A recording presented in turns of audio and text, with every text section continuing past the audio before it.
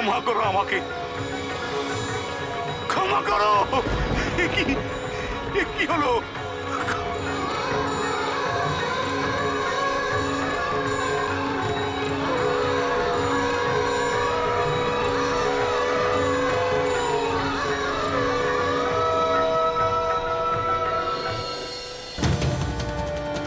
হায় হায় হায়, কি অভিশাপ দিয়ে গেলেন মা ষষ্ঠী! এ যে বড় ভয়ঙ্কর অভিশাপ। মা মা মা, তুমি দেখা দাও মা, এই অভিশাপ তুমি তুলে নাও, তুমি তুলে নাও এই অভিশাপ। দয়া করো, দয়া করো মা, দয়া করো। মা, মা আমাকে ক্ষমা করো মা। তোমাকে চিনতে না পেরে বড় ভুল করে ফেলেছি, নাম বুঝে বড় অন্যায় করে ফেলেছি মা। আমাকে ক্ষমা করো, তুলে নাও তোমার এই অভিশাপ মা, তুলে নাও। কি অনর্থ হয়ে গেল! এ বংশে বাতি দেওয়ার মতো আর যে কেউ থাকবে না গো। হায় হায় হায়, এ আমাদের কি সর্বনাশ হলো!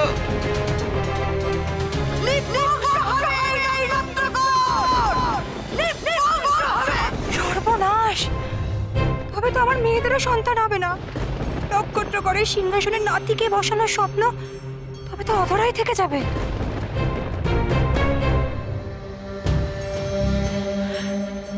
আপনারা সবাই দাঁড়িয়ে আছেন কেন? কিছু একটা করুন, বিহিত করুন এর। যাক বাবা, ভালোই হয়েছে, আমাকেও আর মা হওয়ার জ্বালা পোয়াতে হবে না। আমি তো শুধু নক্ষত্রগড়ের সমস্ত ক্ষমতা দখল করার জন্য এসেছি, আর সে লক্ষ্য পূরণের পথে এই অভিশাপ আমাকে আরো খানিক এগিয়ে দেবে। সিংহাসনের কোনো নতুন দাবিদার তৈরি হবে না নক্ষত্রগড়ে।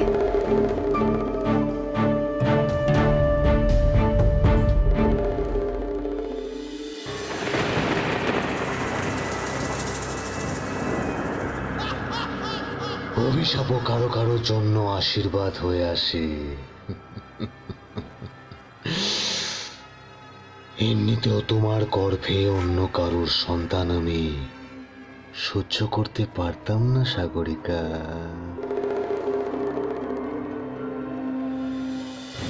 লাভ নেই, কান্নাকাটি করে কোনো লাভ নেই। আমাদের খুব অন্যায় হয়ে গেছে, শত চেষ্টা করলেও মা ষষ্ঠী আর ফিরবেন না। তাহলে এই অভিশাপ থেকে মুক্ত হওয়ার কি কোনো উপায় নেই? মা ষষ্ঠীকে তুষ্ট করতে হবে, তার রাগ যে বড় ভয়ানক।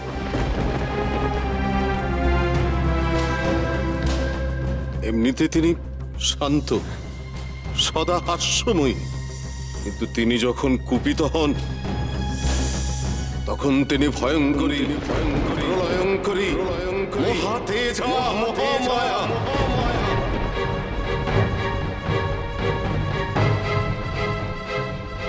শান্ত করতে হবে, শান্ত করতে হবে তার মন। তা কি করে সম্ভব গুরুদেব? এই অভিশাপ থেকে যদি মুক্তি না পাই, তাহলে তো আমার এই সাধের নক্ষত্রগড় একদম ছারখার হয়ে যাবে গুরুদেব, ছারখার হয়ে যাবে। আমাকে একটু ভাবার সময় দিন মহারাজ, দেখি কোনো উপায় বার করতে পারি কিনা।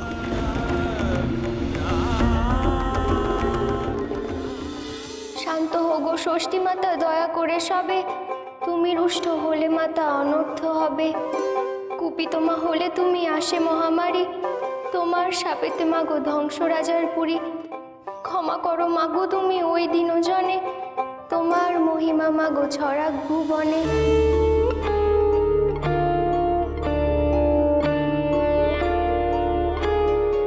এত করে মাকে ডাকছি, তবু আমার শান্ত হলো কিনা তাই তো বুঝতে পারছি না। আমার মনটা কেমন যেন কু ডাকছে। কি বিপদ হলো কে জানে। নে নে এবার সামলা। আমার বাছার গায়ে হাত দেওয়া, আমার বেড়ালের ঠ্যাং ভেঙে দেওয়া, আবার শুধু আমাকে কষ্ট দেওয়া। নে নে দেখ, সারা জীবন জ্বলে পুড়ে মরবি তোরা।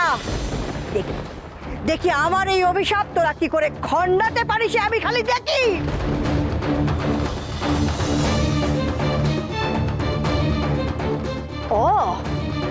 তুই তুই আমায় ডাকছিলি? তাই তখন থেকে ভাবছি কে ডাকছে কে ডাকছে। যতই ডাকাডাকি কর বাবু, আর কিচ্ছুটি হবার নয়। তোর শ্বশুর বাড়িতে গিয়ে যা বলার সব বলে এসেছি। তোর শ্বশুর বাড়িতে এখন হুলুস্থুলু চলছে, সবাই কপাল চাপড়াচ্ছে, বুঝলি, কপাল চাপড়াচ্ছে। আর আমি কিচ্ছুটি করতে পারবো না বাছা। মুখের কথা ধনুকের তীর যদি একবার বেরিয়ে যায় আর ফেরানো যায় না।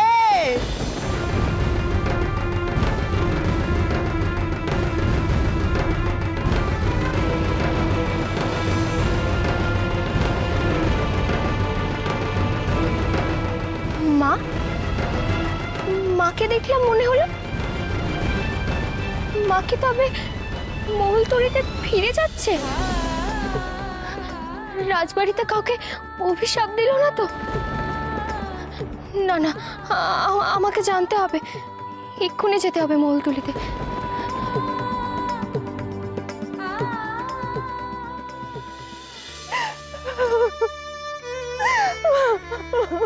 শান্ত হ ছোট। কুলগুরু যখন আছেন নিশ্চয়ই একটা ব্যবস্থা করবেন ছোট। আজ সামন্তকের ফুলসজ্জা, সেটা যাতে নির্বিঘ্নে হয় সে ব্যবস্থা আমাদের করতে হবে।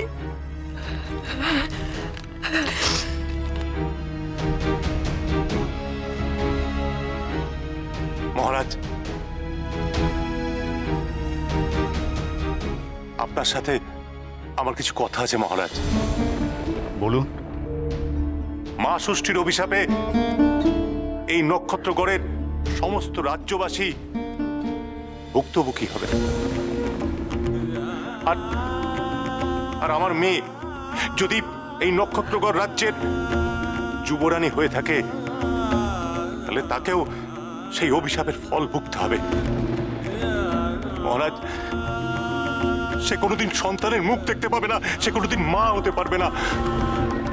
মহারাজ, আমি এই অবস্থার পরিপ্রেক্ষিতে আমার মেয়েকে সমুদ্র করে ফিরিয়ে নিয়ে যেতে চাই। এখানে ওর সারাটা জীবন নষ্ট হয়ে যাবে মহারাজ।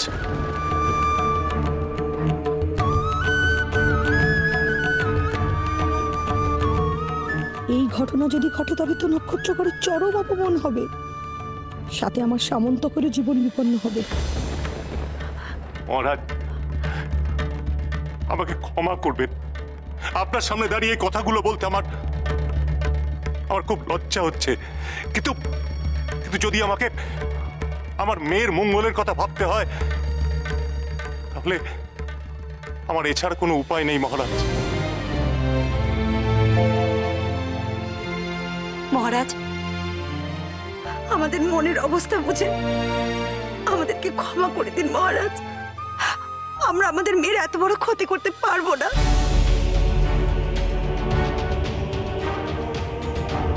আমাকে কিছু করতেই হবে, নয়তো বাবা মা যে আমার সমস্ত পরিকল্পনা নষ্ট করে দেবে। দয়া করে থামো তোমরা।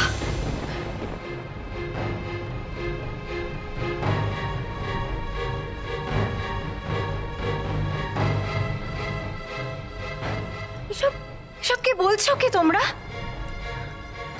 আমার বিয়ে হয়ে গেছে, এখন আমি নক্ষত্রগড়েরই একজন।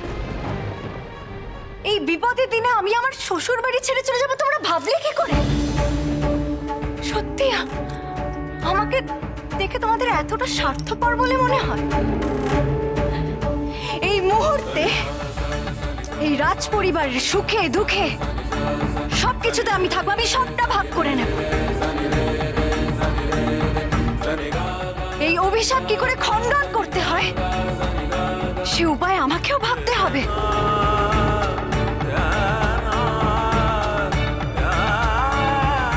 মা, এখন থেকে এই রাজবাড়ি এটাও আমার বাড়ি।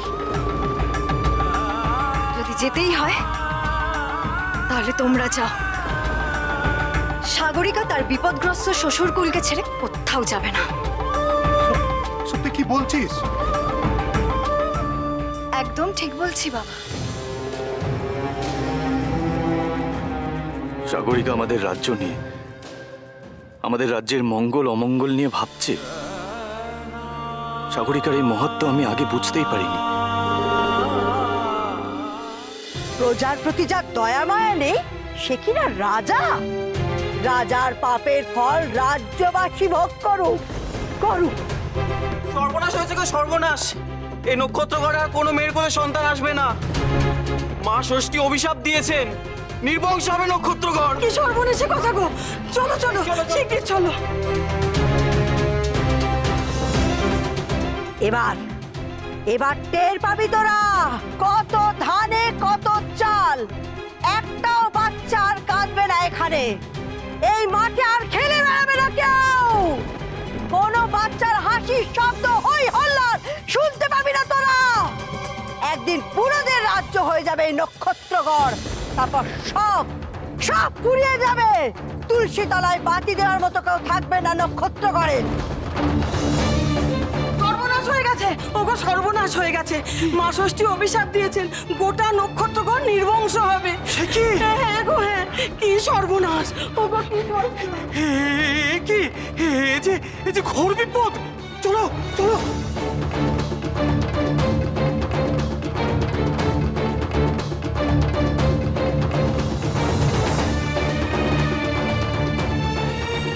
এই ছায়া তো শুভ লক্ষণ নয়। মা ষষ্ঠীর রোজ ছড়িয়ে পড়ছে দিকে দিকে। হে ভগবান, এবার কি হবে? কেন এমন হচ্ছে? কি সর্বনাশ নেমে এলো নক্ষত্রগড়ের ওপর? হে ভগবান, তুমি রক্ষা করো।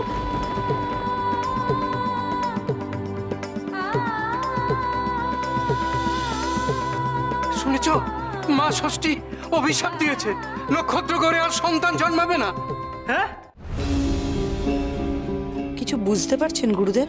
কিচ্ছু বুঝতে পারছি না মহারানী। এই অভিশাপ থেকে মুক্তির উপায় কি আমি কিছুই বুঝতে পারছি না। তবে এটা বুঝতে পারছি, শুধুমাত্র বিড়ালকে মারার জন্য মা ষষ্ঠী এত ওর অভিশাপ দেননি। নানা কারণে তার মনে ক্রোধ জমা ছিল। এই অভিশাপ তারই বহিঃপ্রকাশ। আর কি কারণে মা আমাদের উপর রেগে থাকতে পারেন? কি করেছি আমরা? আপনার মনে পড়ছে মহারানী, মা ষষ্ঠী বলেছিলেন তার মেয়েকে আমরা কষ্ট দিয়েছি। তুমি কি বলছিলে? আমাদের কুকীর্তির শেষ নেই? মানছি আমরা আমরা এটা করেছি, তাছাড়া আর কি ক্ষতি তোমার করেছি বলো তো? আমার মেয়েটাকে কষ্ট দিয়েছ, আমার বাচ্চাকে কষ্ট দিয়েছ। কিন্তু কে ওনার মেয়ে? উনি কার কথা বলছেন? জানি না, আমি কিচ্ছু বুঝতে পারছি না। ভেবে কোনো কুল কিনারা পাচ্ছি না। আমাকে ধ্যানে বসতে হবে, ধ্যানে বসতে হবে।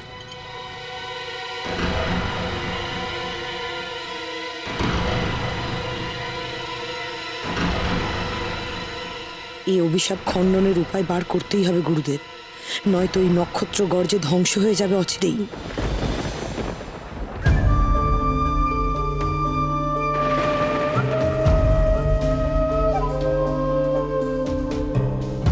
কি রাজকন্যে, ফুলসজ্জার জন্য প্রস্তুত? কারুর জন্য ফুল তো কারুর জন্য কাঁটা। কি এনেছেন? তুমি বলেছ আর আমি না এনে থাকতে পারি?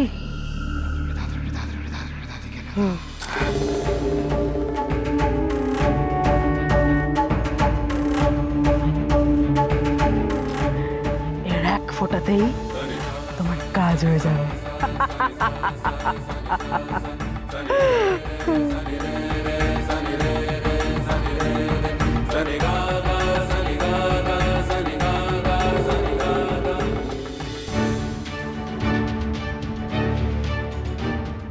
গায়ের সবাই এত উত্তেজিত কেন?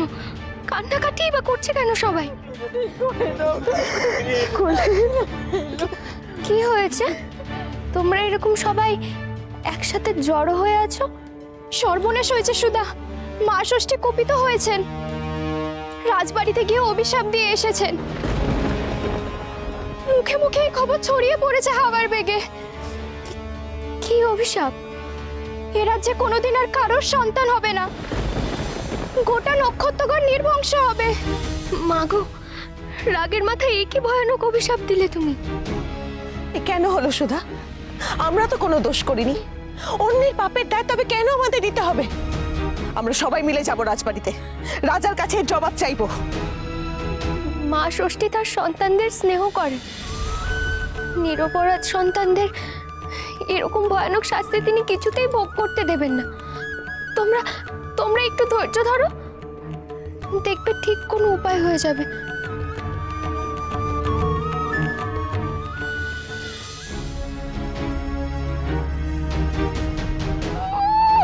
উপায় উপায় হবে না, হাতের মাথা হবে। আমি অভিশাপ দিয়েছি, তাতে তোর কি লাভ? সব বিষয়ে তোর মাথা গলানোর শখটা গেল না, তাই না? যারা তোকে এত দুঃখ দিল, কষ্ট দিল, অপমান করলো, তাদের জন্য তোর প্রাণ কাঁদছে ছুরি? বেশ, তুই কেঁদে কেঁদে মর, আমি কিচ্ছুটি পাল্টাবো না। আমি যা করেছি বেশ করেছি, বেশ করেছি, বেশ করেছি। ওদের এমন হওয়াটাই দরকার ছিল, বুঝলি?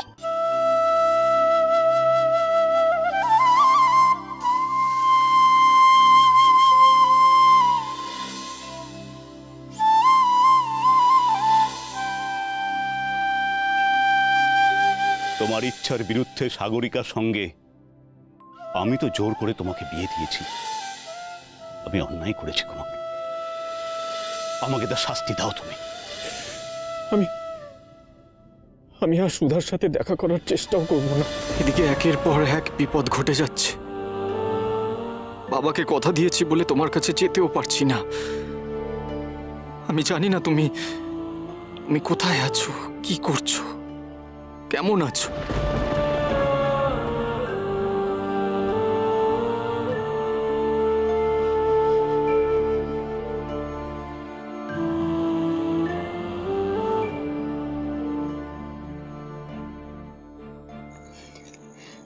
এখানে কি করছো সামন্তক?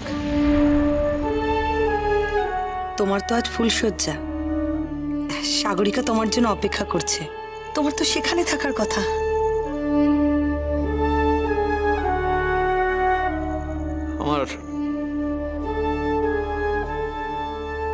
আমার আজ কিছু ভালো লাগছে না বড় মা। আজ একটু একা থাকতে ইচ্ছে করছে। তা বললে কি হয় বাবা? ভালো তো লাগাতেই হবে। বিয়ে হয়ে গেছে, ফুলশয্যার দিনে একা থাকতে হয় বুঝি? তাছাড়া তুমি তো কথা দিয়েছিলে কুমার যে তুমি কর্তব্য পালনে কোনোদিন কোনো ত্রুটি রাখবে না। মন সায় না দিক, কর্তব্য করেই যাও না সাগরিকার কাছে। বেশ বেশ, যাচ্ছি আমি। কুমার,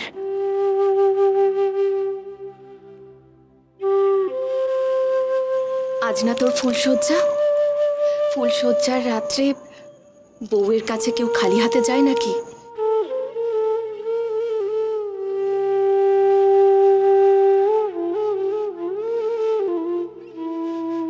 এই দেখ, এটা হচ্ছে আমাদের পারিবারিক গয়না। এই গয়নাটি তোর ঠাকুমার কাছ থেকে আমি আর তোর বড় মা পেয়েছিলাম। এখন তো এটা সাগরিকার প্রাপ্য, তাই না? নে, এই গয়নাটি সাগরিকাকে দিস, কেমন? ধর।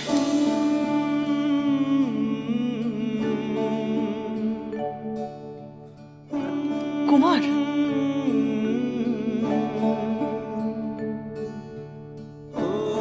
সমুদ্রগড়ের দুর্মূল্য হার তোমাকে জন্মদিনে উপহার হিসেবে পাঠিয়েছিল। সমুদ্রগড়ের রাজা সাগরিকাকে আমাদের উপহার দিয়েছে, এখন এটা সাগরিকার প্রাপ্য।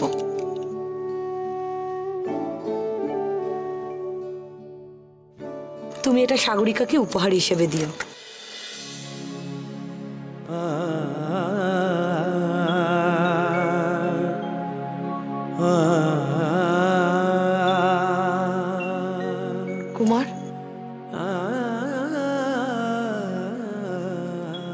মনের মধ্যে যাই চলুক না কেন কুমার, তা প্রকাশ না করে নিজের কর্তব্যে সব সময় অবিচল থেকো।